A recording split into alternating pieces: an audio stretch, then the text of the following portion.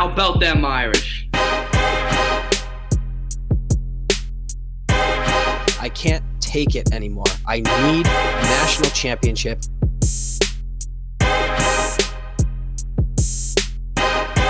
This is the Four Horsemen Podcast.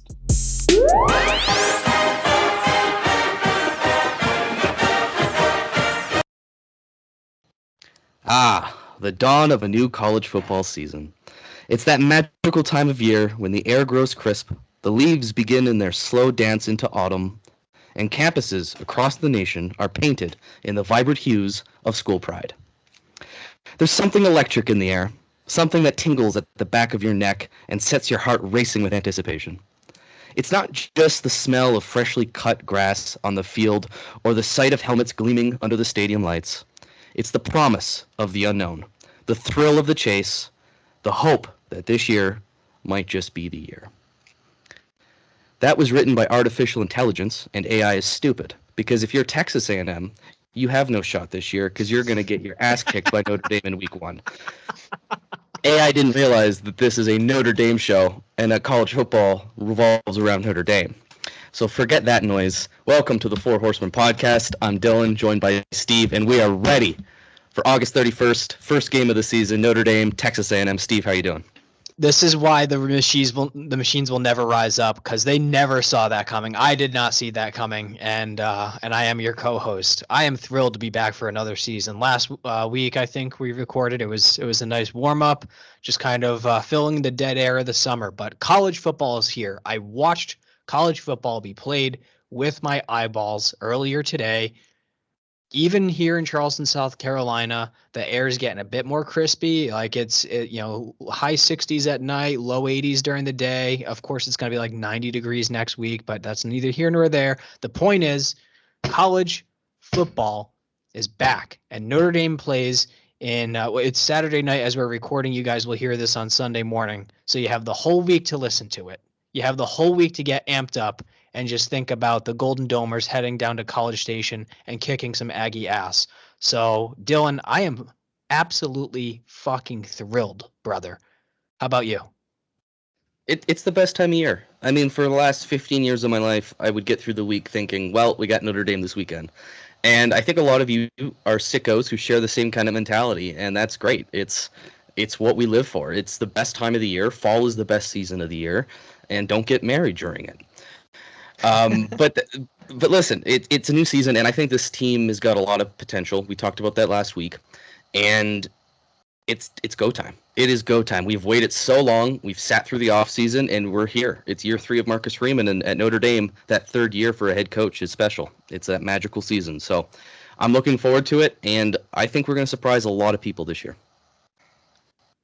I'm right there with you. The defense is going to carry us, so it's going to be a very 2012-esque year, but 2012, Everett Golson was a true freshman quarterback, right? And he was pretty talented, but I don't think he's got anywhere near the talent that Riley Leonard has. Talent, experience. I mean, this is a guy that against Clemson's defense, which is fantastic, he balled out and won at Duke last year. So he's not going to be the greatest passer in the world, but we don't need him to be the greatest passer. We just need him to be a Tim Tebow, because Tim Tebow was not the greatest passer, but he was one of the greatest quarterbacks in college football history. And that's the essence of college football. And honestly, the beauty of it is you can just be super talented, super athletic, and you don't have to be the best on the field at all times. You just have to be the best in certain scenarios, in certain positions, and just scheme it up. We have Denbrock back, which we're going to get into that conversation of the value of finally having an OC this year. I mean, if you wanted to get right into that, it kind of stinks because it feels like last year, if we did have, the OC that Notre Dame deserves, and again, Jared Parker was good, and I wish him success. It's just we as a program shouldn't have been settling for pickings. We should have had our pick of the litter, so to speak. And this year we did. And we brought in Mike Denbrock, who just won a Heisman with Jaden Daniels, who transferred from Arizona State down to LSU. And he was talented over at Arizona State, but he was an afterthought for the most part. Goes down to the Bayou, absolutely balls out. There's a lot of pre-snap motion. There's a lot of motion with this offense. It's very quick. It's hurry up. There's going to be a ton of plays that we're going to run. We have an unbelievably athletic quarterback that can run around. We have a deep, almost everything with the exception of offensive line, as we've discussed. But I'll turn over to you, Dylan. General vibes of everything, and then also like the thoughts on Denbrock, the coordinator situation, the coaching staff. Year 3 of Marcus Freeman's Irish. What are we thinking? You teed that up perfectly. So, well, first thing I want to do is you mentioned 2012, and that's a good comparison. I'd like to talk another comparative Notre Dame team as well, and this team reminds me a bit of 2018. Elite defense. Offense is a bit of an unknown. I think Riley Leonard is getting a lot of NFL hype, and he did last year as a first-round potential quarterback. He might not have the career accuracy that you're hoping for, but that doesn't mean he can't do it. And I can see him having a big step forward in the passing game. And that big thing with the 2018, as much as Ian Book had played great for us, there were limitations in big games. They were conservative in their play calling, which Mike Denbrock kind of nullifies because he's not that. But also, I think Ian Book is not quite Riley Leonard in terms of pure talent, and that could open us up for something really nice, because we remember how good that 2018 team was, right? They had an unfortunate semifinal with Clemson, but that was a competitive game until near the end. And I think they were unquestionably one of the 4 best teams in the country. So I think we're in that kind of category. And college football, the last few seasons, there's been a little more parity. It's been a little more open. We saw the biggest cheating team of all time win a national championship with less talent on their team than Notre Dame does this year, right? The recruiting classes have been worse than Notre Dame's on average. Close, but not quite as high. So we can do it, definitely. To the Denbrock point, I think that's what's going to make the difference. And our biggest concern going into the season is the offensive line. And that's something you can scheme around, especially when you have a dual threat quarterback. And I think you're going to see a lot of manipulation of space, a lot of short plays, short throws, getting the ball to the running backs in space, so people like Jeremiah Love can absolutely torch you. One thing I want to talk about, because you had mentioned as well that we should have had our pick of the litter of the offensive coordinators, and we ended up with Denbrock a year later. Well, that's an interesting storyline going into this game, Steve. There's a lot of storylines. Texas A&M hired Colin Klein, the quarterback, the former quarterback and the offensive coordinator at Kansas State, and he was somebody Notre Dame had called in on when things with Andy Ludwig didn't work out. And I believe it was understood that he turned down Notre Dame. I'm not really sure what the whole situation was, but he's now at Texas A&M. To make things even more complicated, Mike Elko, former defensive coordinator at Notre Dame, who is then the head coach at Duke very successfully and was the head coach of Riley Leonard, is now entering his first game as the head coach of Texas A&M. So there is a lot of subplots here that's kind of making this game pretty interesting. And I can't wait to get into it. I think there's so many storylines that make this game compelling, and that's one of the reasons I think ESPN chose it to be College Game Day. Well, it's pretty interesting the way that everything kind of shaped out, but hey, in the end, we got Denbrock, so like I'm kind of happy that everything kind of mixed around and we had those misses, because I think in the long term, although last year sucked with an anemic offense, it all works out for the best, kind of chestnut checkers. It is going to be intriguing, though, because obviously Elko is going to intimately know kind of the player that Riley Leonard is, but then does he know the potential of Riley Leonard in a whole new offense, especially in an offense as talented as Notre Dame? Like, he's got an unbelievable backfield in Jeremiah Love, and receivers are also they are deep as it just depends on how talented that they're going to be. But I think we have about 8 players that could possibly see the field. So they're deep, but like what's the top end talent going to be? There's big talk about Chris Mitchell on the outside, that perhaps he can be the guy. Hopefully our first 1,000-yard receiver since 2019, Chase Claypool, your cousin. So I don't know, man. It's kind of crazy to think that we had to go back to move forward, as P Wagon quite often references in his commercials, calling for different coordinators of the past, specifically Charlie Weiss Jr. But it all worked out. Denbrock's back in South Bend, and hopefully we can get this offense cooking. What I love about our coordinators, also great callback to the Chase Claypool bit for the new listeners. That was what an old gag that was from circa 2018, 2019.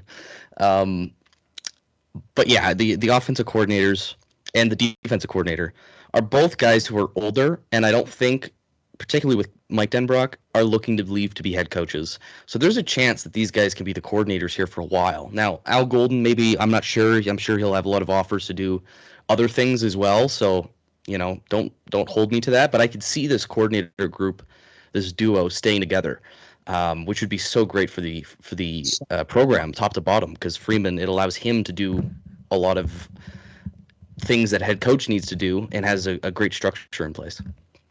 Yeah, just pay them all the money that they could possibly need. Let them stay. Let them cook. Yeah. So before we get into the game, today was week 0, the first day of college football. There was a kickoff at Aviva Stadium in Dublin, Ireland.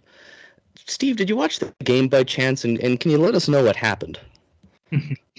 I'll tell you what, DJ Ugongole, he is so mad at Notre Dame. Not only have we beat him twice, but we also invented the forward pass, which he just quite can't get a grasp. So Florida State was upset by Georgia Tech. Shout out to P-Wagon. He was right. You got to give the guy his due, and his due is due. I said due too many times there. Doesn't matter. We move on. P-Wagon was right. Georgia Tech is actually going to be pretty legit. I still don't think they're going to be like a 10 or 11 win team, but they are feisty. So that game in Atlanta is getting a little bit more interesting now. Yeah, how much more pressure does that put on us for that game at least? Although it is technically a neutral site, I think Georgia Tech gets the home allotment of tickets. So that's that. I look at that game a little differently now. Yeah, but I also look at Florida State a bit differently as well, because they were able to get run on. Like, their defensive line was not nearly as dominant as it looked last year, and then their offense was just completely useless. Can I make a rant for a second about this? Because I think some of these listeners here will be in the same boat as me. Okay, Steve, I paid premium American dollars to go see Florida State Notre Dame November 9th in expectation that it was going to be a huge game with big stakes, and they open up the season losing to Georgia fucking Tech. I don't know what to say. I'm scared that they're going to be 5 losses when they come in. They shouldn't be. They're talented, but I feel like a little ripped off. So I'm a little annoyed with Florida State. I don't blame you at all, especially after all the hype they were getting and all the bullshit that we had to deal with playoffs last year and leaving conferences or threatening and all this, that, the other. So, but yeah, I mean, we were just talking last week. It could be the potential game of the century part 2 if they came in undefeated and we were undefeated at that point. Like, we definitely would have both been top 5, and that is absolutely in jeopardy now. They're probably going to be unranked. I've now updated my season outlook for them going 7-5. Like, ooh, that's rough. I'm just not, and how defense wasn't. They were good, but not great. I don't know. I think I would still take them to win 9 games with losses to us, and then they'll split Miami and Florida. Miami and Clemson. I think they'll beat Florida. But you could be right. I could see the season really spiraling for Florida State, which is unfortunate for us, because now our strength of schedule hope relies on USC. And that's a team who's got a winnable but very difficult schedule this year. So I'm not feeling great about that. Notre Dame might have to win 11 games to get into the playoff, which I expect us to.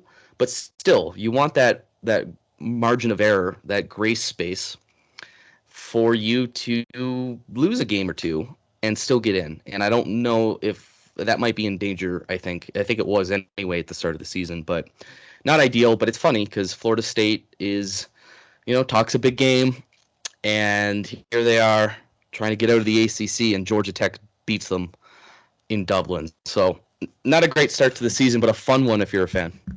And I saw on the broadcast they were talking about the last time that Georgia Tech upset a top 10 program was the blocked kick game back in Atlanta, Georgia, I think 2015 or 2016 against Florida State. And since then, I think they've gone 0-8 against top 10 teams. So I don't know, for one reason or another, Georgia Tech just seems to have their number, which is just hilarious. Well, I like Georgia Tech, and I know I've just been complaining about Florida State losing that game, but Tech is a team to me that has a lot of potential, and I see it both on the field and in terms of like realignment stuff, right? Because they're in Atlanta, Georgia, which is a great area for us to play, and that's big for Notre Dame to get into recruiting. They're also a great school. They're one of the best engineering schools in America, and they're a little bit of a rival. Historically, we've played 37 times, a lot of times in the 20s, the 40s, the 70s. The Rudy game was against Georgia Tech. So I kind of like them. I think they have a lot of potential for sure to kind of really build a powerhouse. I'm not expecting it anytime soon, but you're right there in Atlanta. And I think the ACC is pretty lucky to have them. So that's just my thought on them, and I'm going to be rooting for them, I think, the rest of the season. They're kind of a likable underdog. Yeah, agreed. So, I mean, other than Florida State getting axed, the Notre Dame Fighting Irish, 7:30 p.m. They're on the road this week. They're in College Station. The Aggies, they've been called the Paper Aggies by one co-host, Mr. P. Wagon. I don't even know how to even start about this. We've been talking about this for weeks, months at this point. My brother, ironically, is actually a Texas A&M fan. And this is totally authentic in that, we grew up in Rhode Island, right? We're New England kids. We had absolutely no affiliation with colleges. Neither of our parents went to college. And, that it was actually a big part of me becoming a Notre Dame fan and him becoming an Aggies fan was NCAA football 03, 04, 05. It was the guy with it was the version with the Oregon Ducks quarterback on the cover. So we're talking way, way back in the day. That's when I was first getting into college football.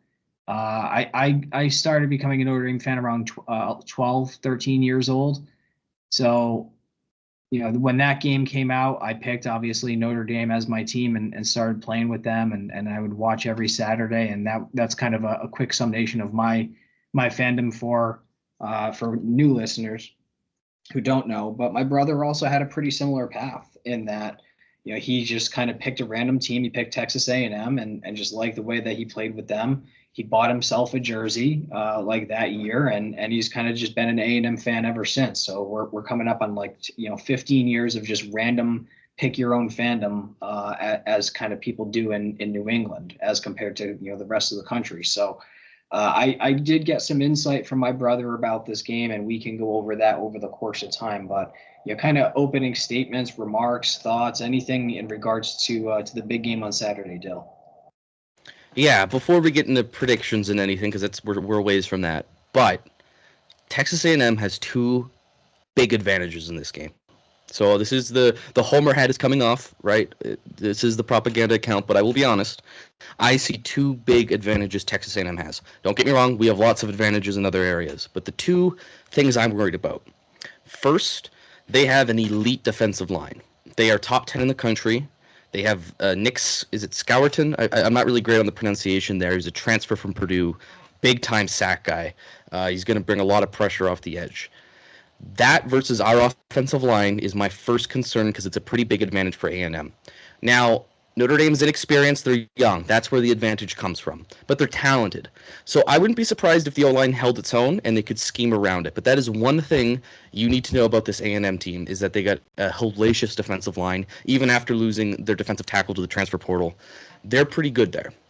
The other big advantage they have is Kyle Field at night. It's one of the hardest environments. I think EA Sports made it its number one tough environment to play in. There's going to be over 100,000 Aggie fans going nuts and doing their weird cult things. And that's going to be tough. It's going to be tough to hear. So communication is going to be an issue, although I believe there's helmet communication this year, so that should be better. But still.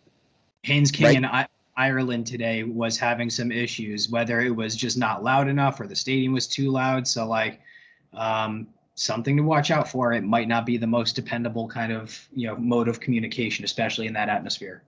Yeah, and think of it, even on the O-line, you got to be communicating with each other as you're working together, right? You're going to need that player-to-player communication. So that's going to be a problem. And big night games, look, we're the Super Bowl, right? This is going to be A&M's biggest game of the year, other than maybe Texas, just because they hate them so much. But there's a reason this is a hyped up, primetime game in a week with a lot of great games. So those two things are the big advantages they have, and that's what scares me. But I will get to it, but I think we'll be able to work around that, and I think there's a lot going in our favor. So I'll kick this back to you, Steve, if you want to start talking maybe the roster, players to watch out for, and what Notre Dame fans can expect. Yeah, and alongside their defensive line, they also have a good linebacking core, but their secondary is actually pretty weak. So let's see. I'm just going through my notes here. Yeah, so Tyreek Chappell is their only experienced cornerback who's played in the SEC. That's a non-transfer in their secondary. So the secondary is a big test this year. But the pass rush and obviously their linebackers, basically their front seven, are their biggest strength on defense. So with a strong, front seven but weak defensive backfield, I wonder how that's going to play into, maybe you have rolling pockets, a lot of RPOs, testing downfield. I mean, this is why Chris Mitchell came in, Bo Collins, like those guys out on the field and boundary on the outside. It's going to be interesting to see how Denbrock attacks them if they truly are the weakness. Just going through the notes. I told my brother, hey, text me everything that I should know about the team. He did also say, my brother did say that the offensive line for the Aggies, good, but not great. So, they have an unbelievable running game with their running back. Although their head running back, was it Ruben Owens, just got injured. Yep. Yeah, Ruben Owens, and I think their tackles are better than their interior. I think their interior is maybe the weak spot, which is great for us because the interior defensive line is our strong spot. So exactly. So it's a great matchup for us. So that's the thing is this could end up being a lower scoring game than a lot of people expect. I don't know the line yet, and we can certainly look that up. But it's kind of funny how it's starting to shape up as a little bit of cat and mouse with Notre Dame's offensive line versus their defensive line, our defensive line versus their offensive line. Our secondary is incredible. Their secondary is not as good. Our front seven is damn good. Theirs is elite. So I think that ours can probably compete with theirs in terms of talent though. And then they have probably some better position players, but ours are nothing to write off, so to speak. So I don't know. It looks like X's and O's on the field. Talent-wise, in the matchups, it's going to be pretty even. So it really is going to come down to coaching staff, I think, is going to be the ultimate kind of difference maker in this game. Can Marcus Freeman get his team up for big games? Historically, he has. He has got us to play well in big games. We've talked about the coordinators ad nauseum, and we're hopeful that these are the guys that can bring their experience and their zeal and their knowledge and really get these guys into the right positions with the play calling, which has kind of held us back in recent history. So I think there's stacking the rosters against each other. I think Notre Dame has some advantages in the sense that we're returning a lot of talent, and they've had a huge portal issue in and out. They are returning talent too, but things are a little more chaotic at A&M, right? They fired Jimbo Fisher. They have a new head coach coming in. So I think Notre Dame's a more cohesive unit from top to bottom, and I think there's more experience coming back for Notre Dame. I also think Notre Dame is deeper than A&M, and I feel like the young talent is going to really make a mark this year, and I think that could also be a difference maker. Obviously, A&M has recruited really well, but the things we're hearing out of Notre Dame's camp are a lot more positive than what we've been hearing out of A&M, which is that Connor Wiegman and the receivers are having issues maybe getting on the same page. Whereas what we've been hearing out of Notre Dame's camp is we have too many receivers. Like, there's too many good guys here. We don't know how we're going to get them all snaps. So, yeah, there's definitely some advantages here and there for both teams, and the talent is fairly close. They've been recruiting well. But I look at this as on a neutral side, I think Notre Dame should win by a couple scores, to be honest. I think Notre Dame is the team this year. I believe in that. The offensive line's the big question, though, and that goes back to your point about things can be evenly matched, and styles make fights, as they say.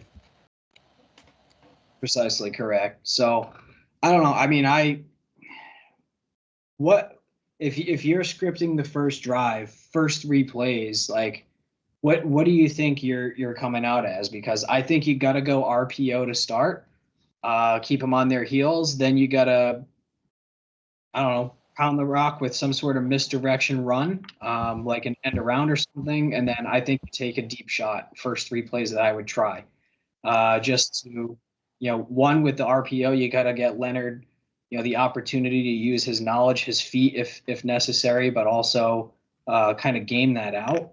Keep the linebackers on their heels. Don't, you can't let them get downhill. Misdirection with the running game, you absolutely have to. Like, you can't just run straight downhill with them. I think they're just going to clog those holes too quickly. And then take shots, man. Just go downfield, push the ball. We've been talking about it for with EPA and all the advanced statistics. Just get the ball in the air, down the field. Good things happen more often than not. So I don't know, man. I'm terrified that this game get away if there's just not enough execution early on. But on the flip side of that, I'm just so confident in our defense that no matter what happens the first couple of drives, I don't foresee us giving up like more than 20 points in this game. Like, our defense is fantastic, and there's definitely holes to exploit with the Aggie offense. So as much anxiety as I have going into it, because, again, exactly to your point, if this were on a neutral field or at Notre Dame Stadium, I'm significantly more confident. Kyle Field does kind of scare me a bit. Yeah, that's totally fair. To answer your question, I would start with a play action bomb. Like, that's how I'm starting the game. In the shotgun, you're going to fake a handoff to Jeremiah Love, and then you're just going to hit Chris Mitchell over the top, 60 yards down the field. That's my first play. But I'm with you. I think you need to get the RPO game going. I think you need to find Jeremiah Love in space. Like, yes, you need to pound the rock and go down the middle at times, but you need to find a way to get him the ball on the edge or in any kind of space situation where he can use that elite elusiveness and speed that he's got to just punish Texas A&M. And I think it's going to be a big year for Ricky Waters. I mean, Jeremiah Love. Because, we know how talented he is, and we make those comparisons, tongue in cheek, but he kind of looks like Ricky, the way he runs, the way he's upright, the way he has that just game-changing speed. And I'm sure some of the older listeners, will recall that, and I'm sure I'm not the only person who's made that observation. So I'm with you. I think that's what you got to do. But I'm also with you in the sense that the defense, our defense, is just going to be the rock. It's going to be the foundation of this team, and I don't think they're going to let the game get out of hand. And when an explosive offense that Notre Dame is capable of under Mike Denbrock, if the game is within reach, we can win it. And I think there's potential for a blowout. I'm not going to call that just because of the environment and because of the O-line issues, but it's there. I think we have that talent to do it. I agree. If you were to tell me that Notre Dame wins this game like 41-10, I think that that's possible. If you say that we lose this game 17-14, I also think that's possible. I don't know, man. It's a toss-up. So let me ask you a question, Steve. If Notre Dame loses this game, how does this change the outlook for the season for you? And can Notre Dame get in at 10-2, or do they have to run the table? What's your kind of outlook on that? This is the biggest test on the schedule because, like we've discussed, Florida State all of a sudden doesn't look like shit.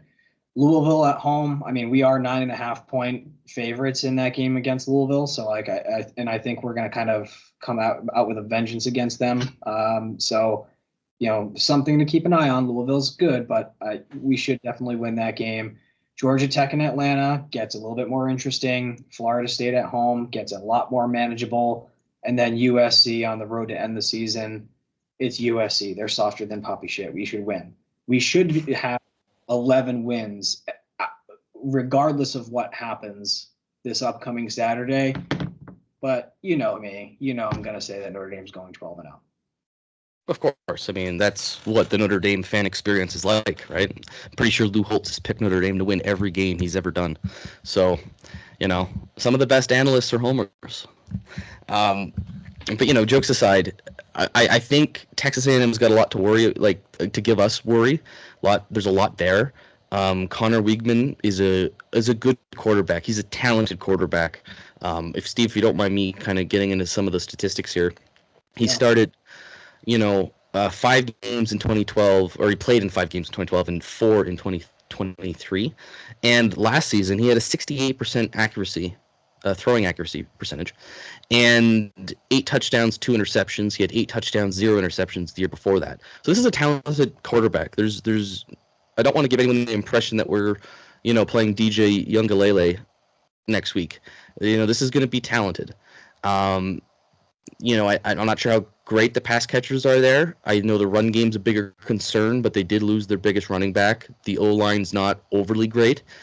So, offensively they can score on us, but this Notre Dame defense is different. And I think between the front 7 getting pressure and how good the secondary is, I think Connor Wiegman, for all his talent, is going to have a tough game on his hands. And he's still a young quarterback. So it's not like we're going up against a vet here. He's played 4 and 5 games the last 2 years. Yeah, I was about to say, everything that you just said is all correct. He's a very talented guy. He's got talent around him at the receiver position and running backs. But Christian Gray, Jaden Mickey, Benjamin Morrison, Adon Schuler, and Xavier Watts. I don't think he's ever faced anything like that in his career. And if he has, it's probably a game that Texas A&M lost, because they are the perennial 8-4 team. Well, and don't forget, Rob Hurd III from Northwestern is a highly graded PFF player. He's going to be in rotation with Schuler and probably some snaps there for Watts when he's tired. So there's depth in the safety position. Maybe not to sustain many injuries, but depth to definitely play through the game. And then you also got Jordan Clark playing in the slot as the slot corner, which I think is going to be a really underrated addition. I think the name's escaping me of our slot corner last year, but he did a great job, and I think Jordan Clark is going to be able to perform at a very similar level. So I feel good in the secondary. You can't suffer too many injuries, but what college program can? But for this game, I think we're going to be great defensively. Hopefully things click. There's going to be that. There's going to be gelling. There's going to be communication. But I think year 3 of Al Golden, with the amount of returning talent we have, with the experience we have on the interior, with Jack Kaiser in the secondary, this defense is going to be legitimate. I really believe that this year. I think they're a top unit. They were last year, and I don't think there's any reason to think they couldn't excel this year and exceed our expectations. Agree wholeheartedly. And just as much depth and talent we have at the secondary, I think we have maybe 7 linebackers legitimately that could play at pretty much any Power 5 program. So, the linebackers are incredible. We know the interior defensive line is our strength. Those edge guys, we need that elite edge play. Feels so good when there's elite edge play. So I love this show. Let's, if you don't mind, let's circle back before we give predictions. Let's come back to A&M, because I want to ask you a little more about the season broadly, and that is our incoming freshman class. Who do you expect to see this year, and kind of, are we in for some surprises? What kind of assessment can you give on that? And I'll kind of throw out some names of my own as well. Yeah. Well, first and foremost, it's going to be KVA. Kingston Villamoa Asa. If I botched that, which I likely did, I apologize. He is the real deal at linebacker. And, again, there's like tons of talent ahead of him. Like Drake Bowen, who's a true sophomore. Like, shout out Drake, Captain America. He's Captain Notre Dame. He's gonna hopefully be a staple of this defense for at least this year and next year. But KVA is the real deal. We might end up having to see Gerby Lambert at some point in the season at tackle, but truthfully, I hope we don't see him. Not because I don't like him. Gerby Lambert is incredible. He's a great talent, but hopefully he just gets a year to redshirt and take his time to develop, acclimate to campus and everything, because that means we have a healthy and effective offensive line ahead of him. But just something to note is that if we do have a tackle go down, there is depth there with a true freshman. Like, he could be a Joe Alt type. He's massive. Bryce Young, obviously the big guy, defensive line. Yeah, I'm not breaking any news here. He's a 5-star defensive tackle or defensive end, 6'5", 240, out of North Carolina, and the son of Super Bowl winner Bryant Young, Notre Dame alum. So I'm not saying anything that anyone doesn't know there. And then I guess the last one I've heard some chatter about, that he's made some plays, and a smaller size receiver that could be in the slot, Logan Saldate. He's out of Salinas, California, 5'11", 185. Kind of has like a Rico Flores. I know that name is verboten at this point, but it kind of has a Rico vibe, where he can be in the slot, he can make plays and get on the field early and often. So those are the handful of guys that I had. I know obviously that there's Anthony Knapp that's projected to start as well, but this is where I'll turn over to you and let you cook. I mean, you hit most of the names, Steve. I was going to say Anthony Knapp because he's the presumed starter at left tackle, although I don't think that battle is over yet. But it seems that way. It seems like it's going to be Knapp and Pendleton on the interior, on the left side of the offensive line. So that's going to be a big one. He'll be the only outright starter for Texas A&M. But yeah, Bryce Young, we're going to see a lot of, and he's like 6'7". He's going to be that strong end position for us, provide something a little different to RJ Oben, the expected starter, the transfer from Duke, and then Joshua Burnham, big-time recruit out of Michigan. So we're deep there. I think depth is the issue. I feel like we have genuine depth now because we've been recruiting so well that's going to prevent some of these freshmen from getting starts. And the one example I'll use is at wide receiver. You mentioned Logan Saldate, which is a great shout. But the receiver who's earned the most, I think, hype throughout the offseason has been Micah Gilbert, who is a boundary receiver. And I just think, we might see him this year, but there's just so many receivers, right? Jaden Thomas, Bo Collins, Deion Colsey, and that's just at the boundary position.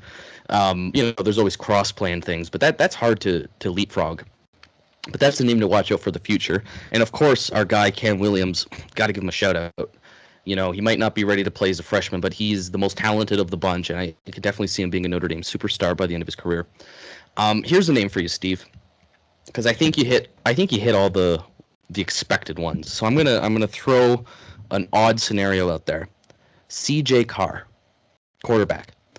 And where I'm going with this is, in the event that Riley Leonard gets injured, because we know Angeli's the de facto backup. He'll get some mop-up duty. He'll get some snaps. But if Leonard's out for like a prolonged period, do you think they go to the freshman in C.J. Carr? There's an absolute case to be made for it. All about the spring game. He was quite impressive. He was a 5-star once upon a time. Then he committed to Notre Dame and dropped down to a high 4-star. There's a fucking surprise. But he's an outrageously talented kid, a son of a coach, grandson of a coach. So kid's been around football his entire life. He knows the game.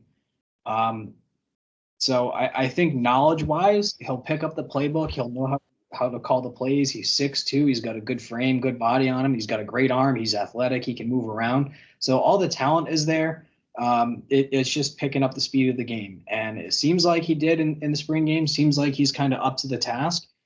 Would there be freshman mistakes? Of course there would be, but that's a tough one, man. Because Angeli is real good. He really is. He's a very, very solid guy that would start at the majority of P5 schools. Majority meaning like if he were at Syracuse, yes, obviously. Pittsburgh, yes, obviously. Ohio State, I don't think so. No, but yeah, that's probably a safe bet. Exactly, but like he's still like a Power 5 starter for a majority of schools, even a handful in the top 25. So So Angeli is still really talented, but if you're thinking about the future of the program, and if Leonard, for one reason or another, let's say hypothetically out for the season, knock on all the wood in the world, he stays healthy, you might just say, fuck it, let's punt on the season and get the kid some experience. So there's a cat and mouse game to be played. That's a good point. I'd like to, in the same vein, give you two more names. Okay? So the first one, what if one of the backs gets some time? So we know Jeremiah Love and Jadarian Price are the 1-2. We know that Jabron Payne is still in the program and is a McCullough favorite. I think he gets lots of snaps. We'll see him a lot. But what if there's injuries, or, just situationally, we see Aeneas Williams or Keedron Young. Aeneas Williams is more of a Kyren Williams type. You could use him in the pass game a lot. You can use him to run the ball, whereas Keedron Young is more of an Audric Estime type, where he could be your goal line running back. The two people I was going to describe them as, to a T. So, yep. So I think that could be, I'm not expecting them to start at any point, but I think we could see them used in special packages or if there's injuries. And another one is, this might be from way out of left field, but cornerback Leonard Moore has gotten a lot of hype, including from Benjamin Morrison. And, we feel really good about three outside corners, right? We feel great about Morrison. We feel great about Mickey. We feel great about Christian Gray. If there's injuries there, someone's going to need to step up. And I could see Leonard Moore being that guy. But that's just kind of a left field throw because you took all the good names. What do you think of that? I love it. And something else to think about, especially in College Station next week. It's probably going to be like 93 degrees, even at like 8:00 p.m. when the game is going on. These guys are going to be tired. They're going to be gassed after 3-4 plays at a time. They're going to have to cycle out. So, Leonard Moore, in a college football game, you're getting more cornerbacks on the field than ever before. So it's completely feasible that he's on the field, maybe not for 50 snaps, but maybe 15 or 20. It's conceivable that he gets out there for a handful each drive, just as a quick sub in. And when you do sub in, you can't have those plays off. You got to play like a champion every single down. So he's gotten big praise from BMO, and if BMO approves, then I approve. Yep, that's a good point. One guy I want to see more of this year is Jaden Osbury. I think they just got to find a way to get him on the field, whether it's linebacker, whether that's the nickel corner. Special teams, he'll be a special teamer, but that's an athlete. That's someone I really like and would hope to see more of. So I feel good, man, about this defense. The more we talk about this, the more I think this team is going to go 16-0 and win a national championship, because of course we are. But, jokes aside, I think this is a really, really good team. And, I think this leads us to our next topic here. The college football season in general. I know you made some predictions today. What teams do you like? How do you kind of see the season playing out in your view? Yes, sir. So I did post it to our formerly Twitter account. I posted it to my own personal and retweeted it from the podcast account. But I'll just go with the top two teams from each conference. So that way I can give you the conference championships, and then ultimately the bracket. And then I might also give you a couple of notables in there throughout. But in the ACC, Clemson and Miami are going to face off, in my opinion, in the ACC championship game. I expect Clemson to win that. In the Big 12, I see it being Utah and K-State. I see K-State going 12-0. They have Avery Johnson. He's a true sophomore. He was a Notre Dame. He flirted with Notre Dame. I don't know if he committed or we were trying to push for him to flip at one point, but he's a really talented quarterback that ended up staying at K-State. And I think they have a very favorable schedule, so something to watch out for. In the Big 10, it's going to be Oregon versus Ohio State. In the conference championship game, I see Ohio State taking that. And then in the SEC, it's all Georgia all the time. But Texas might actually finally be back. I actually see 3 teams going 11-1 in the SEC, and that's going to be Texas, LSU, and Tennessee. Hopefully I'm wrong with LSU. It'd be nice if they went like 9-3 or 8-4, because that would be the BK special. And Tennessee, I don't know why I put them at 11-1. They are just like the perpetual overhyped program that just drops, lays a fucking egg all the time. But that is, I see them going 11-1. Some notables on here. I see Alabama going 9-3. There's 3 losses on their schedule. I'm sorry to Kill and DeBoer and company. USC, I expect them to go 8-4. Michigan is losing 5 games this year. That's my biggest, boldest prediction. Michigan is going 7-5. Any other notables on here?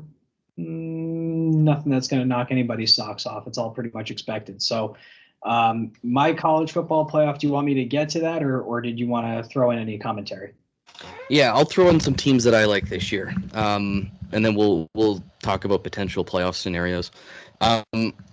I was not Team Miami until I did a little more research on the talent they brought in. You and I think, agree on this, and it'll probably come up here in a minute, but I think Miami is legit, but fraudulently legit, in the sense that they have a favorable schedule. So I can see Miami in the playoff. I think this is a put up or shut up year for Cristobal. I don't overly rate him as a coach, but there's talent there. And let's be honest, the U should be good. They should be good every year, and they're not, and that's a problem. So I think it's a really big year for Miami. Clemson is overlooked always these days, and by always I mean the last 2 years. But, that's still Dabo's team. They still recruit well. I'm not in love with the quarterback, but he can get the job done. The schedule, they got to go to Florida State, but I think it's manageable. Obviously, the Georgia game to start the year is brutal, but it's a non-conference game. So I'd like those 2 with you. I still like Florida State. I still like them to win 9 games, possibly 10. It really depends if they get their shit together.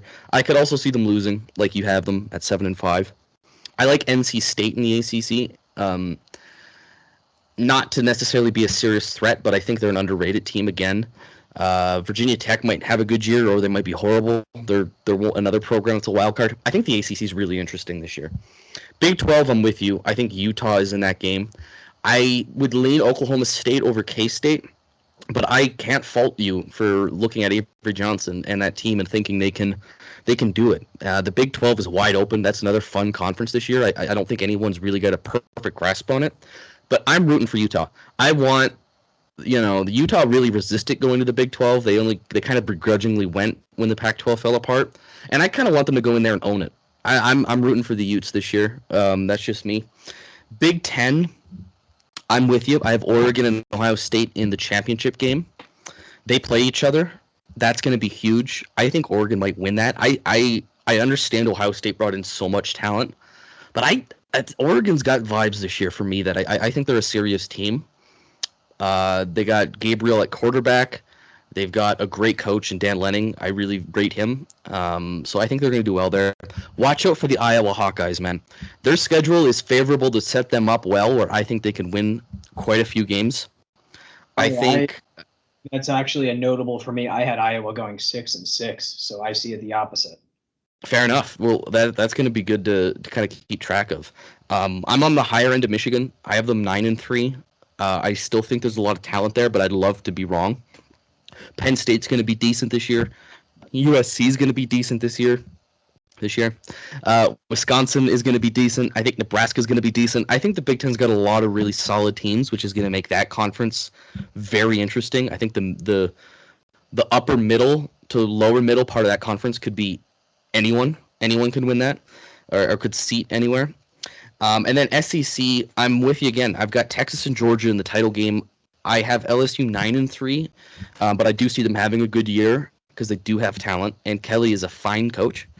Tennessee, I think, should have a good year. I think Oklahoma could go either way. They could have a great year. They could have a poor year. I'm going to lean good year because I do believe in the Sooners.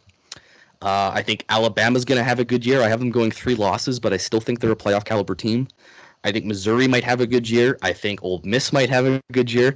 There's a lot of talent. The thing with this expansion, Steve, is as annoying it is for us, there's a lot of good teams in these conferences, and that's going to produce a lot of great games. So I think I'm largely with you. I know I've said more good things than bad things out there. I don't think Florida's going to have a good year, just to make things even. I think Washington might struggle in the Big Ten. I think the ACC is going to have some putrid teams in it, despite how competitive it is.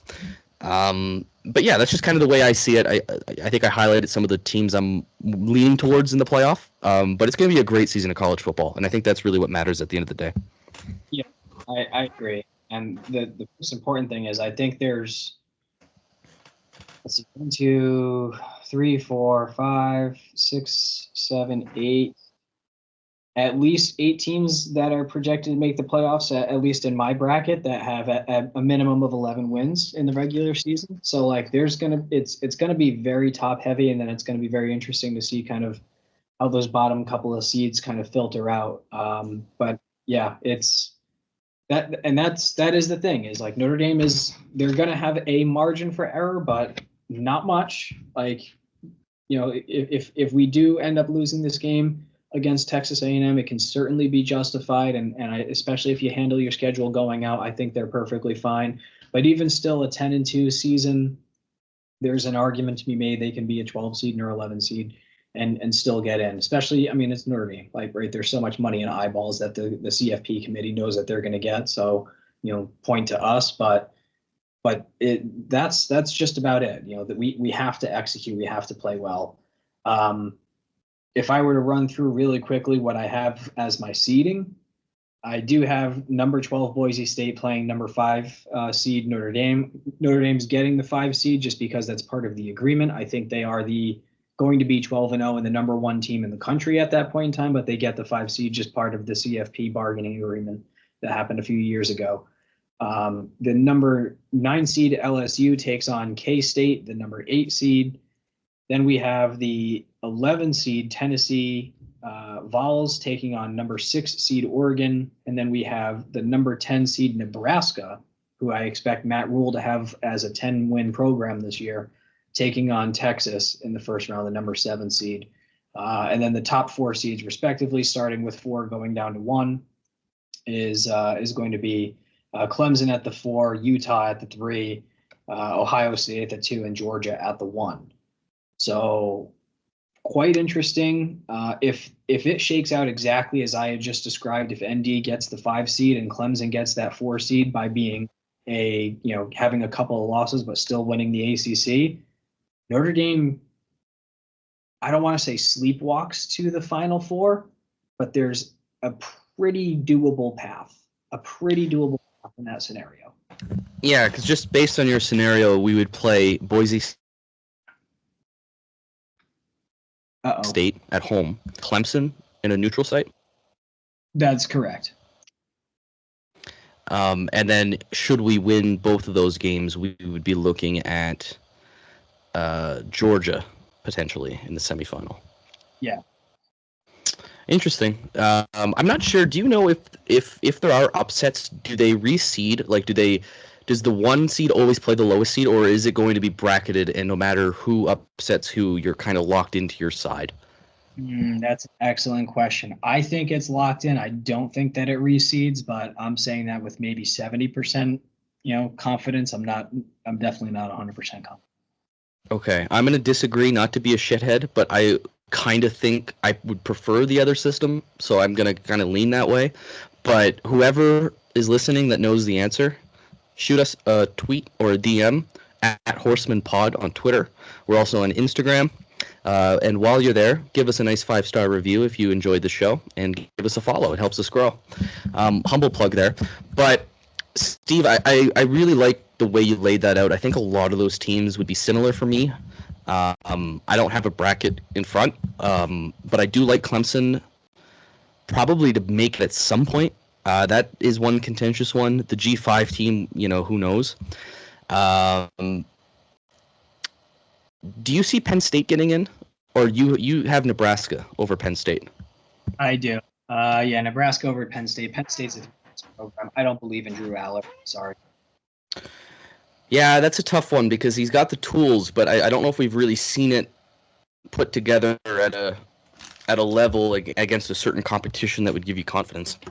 So I agree with that.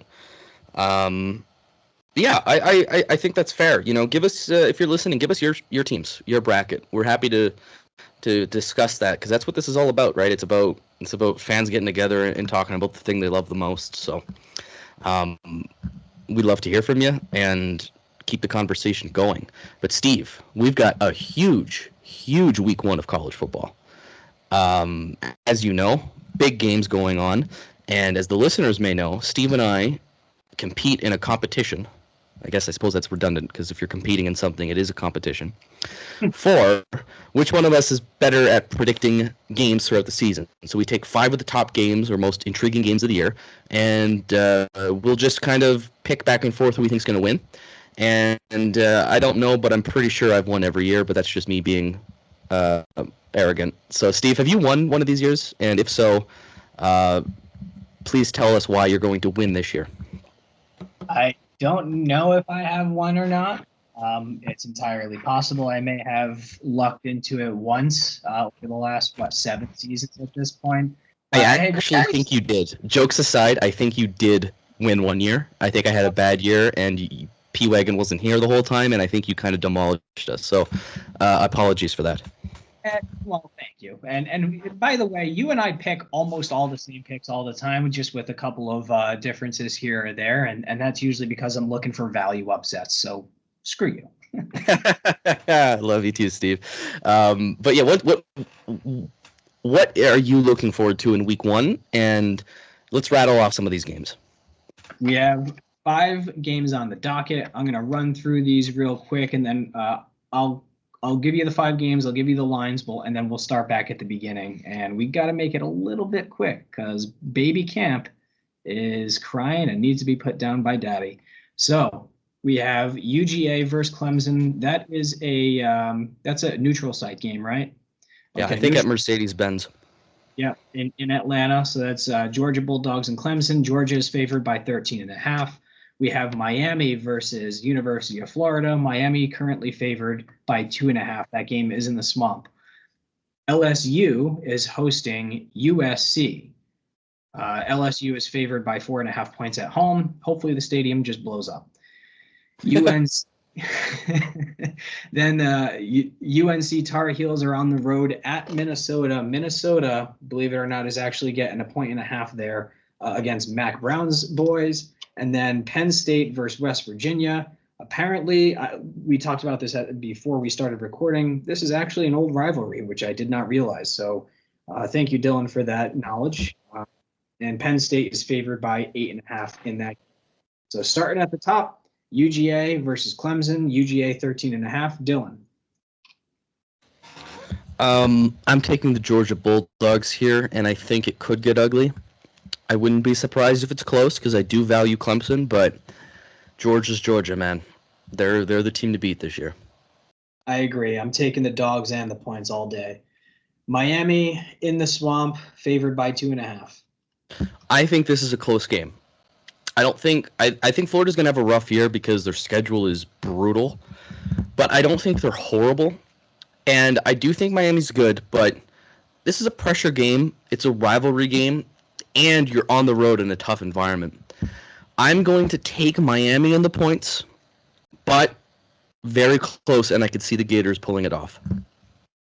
I'm right there with you. I think they probably win by like 6 points. We probably get a little bit screwy with extra points, going for 2, some field goals that they have to settle for that kind of like skews that it's not going to be a traditional win by 7 or win by 4 or something like that. I think it's going to be a bit screwy, but it will definitely be tight.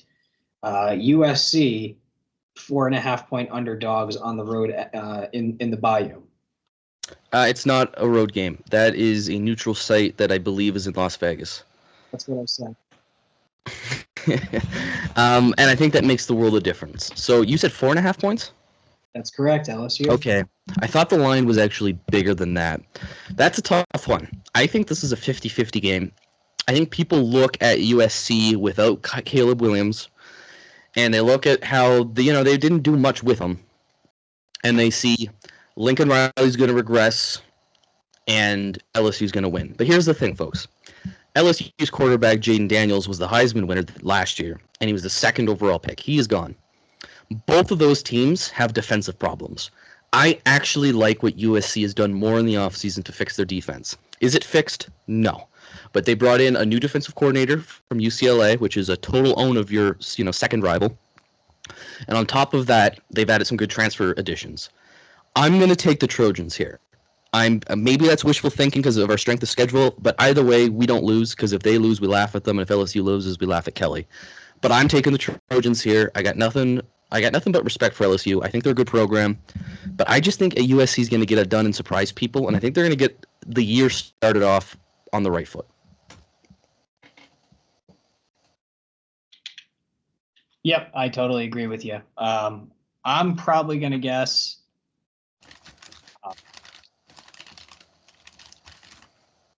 No, you know what? No, I'm going with LSU. LSU is going to win by a touchdown. I think this probably has the makings of like a 38-33 game or something like that. I don't know. Yeah, you're right. Either way, we can't lose because we get to mock whoever loses. Fair. No, and I think LSU's a favorite for a reason, so I don't think you're wrong for taking them at all. Yeah. But this next one is tough because I'm not familiar with either team enough to give you a great assessment, but I have an idea which way I'm leaning. Yeah, Minnesota is 1.5-point favorites hosting the UNC Tar Heels. UNC has been up the last couple of years. They have had some talent. They obviously lost first-round pick, third overall Drake May to the New England Patriots. Minnesota, is PJ Fleck still their QB, their head coach? He is, but they lost their defensive coordinator, Joe Rossi, who I've always liked, to Michigan State. But, yes, Fleck is still there. So, I don't know, Minnesota, I would like for them to be good. It would be cool if they were like a 10-win program. It just seems like they got a relatively new stadium. They're a pretty cool team, but they just can never seemingly put it together. So, I don't know, I'm going to put my faith in Mac Brown. He's going to come away with the win here on the road. The Minnesota Golden Gophers have more AP national championships than Michigan, and it's not really close. I love the Golden Gophers. I'm taking Minnesota at home. I know it's not winter weather yet, but I think that's going to be a tough environment, and I think UNC is going to struggle a little bit early on adjusting to all the changes that they've had in their program. So I'm taking the Gophers.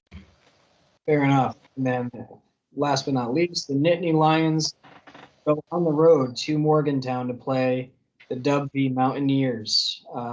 Penn State is favored by 8.5. Steve, this game has home underdog upset written all over it, okay? This is a rivalry game. West Virginia is a crazy fan base. Penn State is a bit of a fraudulent program. What people think Notre Dame is what Penn State is. On top of that, it's game one. We just saw Florida State lose to Georgia Tech. Anything can happen. I am taking West Virginia not just to cover, but to win outright against Penn State. Tell me I'm crazy. I hope that you're right, and that's what I'm going to be rooting for. I'm going to assume Penn State wins because every time I take lose, they somehow win. They're just the inverse of everything I expect. So I'm going to pick Penn State to win this game, although I'm going to be absolutely rooting for West Virginia to beat the living shit out of them. I love it. So we differ on 3 games. That's going to make for an interesting week. We'll have to get P-Wagon's takes in and compare, but it's one of my favorite things to do every week is kind of get through this because it keeps you engaged with college football, right? And I think we Notre Dame fans have a tendency to just kind of live in our own bubble. Don't get me wrong. It's the best bubble. Nobody's got a bubble like us. But I love college football. I want to see everybody, together in hatred, because we all hate each other, but it's fun. Like the amount of people dunking on Florida State today makes me miss the hell out of college football because that's what we do. So yeah, this is always one of my favorite segments. Steve, do we got anything left to do other than predict the game of the Aggies, or do we have anything else on the docket? Oh, mailbag. We have a mailbag to do. Yeah. Okay, we'll run through this quick because I know Papa Steve's got to put a baby down. So we've asked for some mailbag questions. We got a few of them. Kickoff with Kenneth asked us to put together our top 50 punters in Notre Dame history. That is a P-Wagon question, and he has answered that on Twitter. So check that out if you're curious about his rankings. Timmy Flynn, who had the best content ever made today with his video trolling Florida State. Please go check that out. It made me laugh out loud. But he asked, what point in the season do we see a new quarterback play meaningful snaps for the Irish? I.e., Stephen Gilly comes out of the locker room for a comeback win against A&M after Leonard throws 5 picks. What do you think of that, Steve? I certainly hope that does not happen, because if we throw 5 picks, then I am throwing my remote through my television set.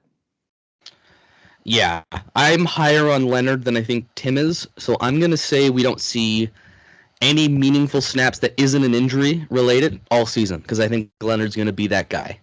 But I do think we'll see quarterbacks take snaps this year, hopefully in mop-up duty. Agreed. Our co-host, P-Wagon, has asked, are Texas A&M fans cowards or frauds? And he said that just so we could say for him on his behalf that they're both cowards and frauds. Thank you, P-Wagon, for your contribution. And then Benjamin Morrison, superfan, how would ND deal with the heat of College Station Week 1? Vast rotation of players and position groups, and which positions? ? That's a great question, and I think it goes to something we talked about with depth and rotations. I think you're spot on there. I think they're going to rotate a lot of players defensively, at least, to keep them fresh, keep them alive, which wasn't necessarily the case in the 2016 Texas game. But yeah, it's going to be hot. It's going to be Texas in August. So, Steve, what do you think? Can we plan around that, and is that going to be a big factor for Notre Dame? Yeah, of course they're going to be planning around it, and it's this is the why we have an embarrassment of riches at all of our positions. Linebackers, secondary, as we discussed.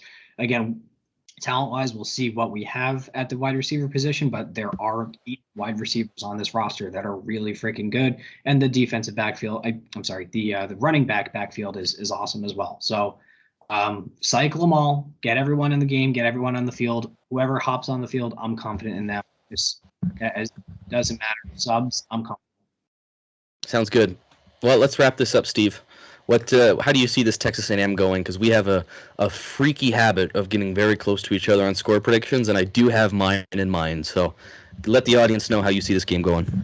I've had mine for a full week since the last time you and I recorded. So, Dylan, the Notre Dame Fighting Irish are going to go into College Station, and they are going to win this football game 27-17. Did I? Oh, we've done it again, folks. I swear we don't plan this. Steve, I agree with you almost 100%. Notre Dame will win. Notre Dame will score 27 points, but Notre Dame will only give up 13. I got this 27-13 Irish. Spicy. Yes. Just all of it. Yes. Oh man, I'm so psyched for college football to be back. Irish eyes are smiling as the boys from South Bend are looking to start this long march towards the college football playoff. Dylan, it's been an absolute pleasure. Everyone, thank you so much for listening. Please rate 5 stars, review, subscribe, share with a friend, anyone that you know that you just you chat shit with, whether it's just college football in general, if you know any Aggies fans and just want to talk some shit to them, or whoever is that person in your life that you speak Notre Dame to, because we all have that person. I have friends from high school still that we talk maybe once every 2 years, but about anything other than Notre Dame football, like, hey, congratulations on getting married, or congratulations on the kid, this, that, the other thing. But sure enough, every August we are texting Notre Dame football. What's the deal? So if you have someone like that in your life, please share this podcast with them and get psyched for Saturday. Well said, Steve. Make sure, if you're listening at home, to get your Rudy watching in. The annual Rudy Watch is big, and we all need to do it if we're going to go 16-0. And, funny story, I have a trip to do at the end of this month. I got to fly to Toronto to pick up some things at my apartment before the end of the month. And I had originally booked the return flight for August 31st. I know, I'm stupid, I'm an idiot. I wasn't thinking clearly. So, in true Notre Dame fan fashion, I changed my itinerary. I got a new ticket to come back the 30th so I could watch that game on the 31st, Go Irish. Beat the Aggies. I'm looking forward to another great season with all of you, and thank you for listening.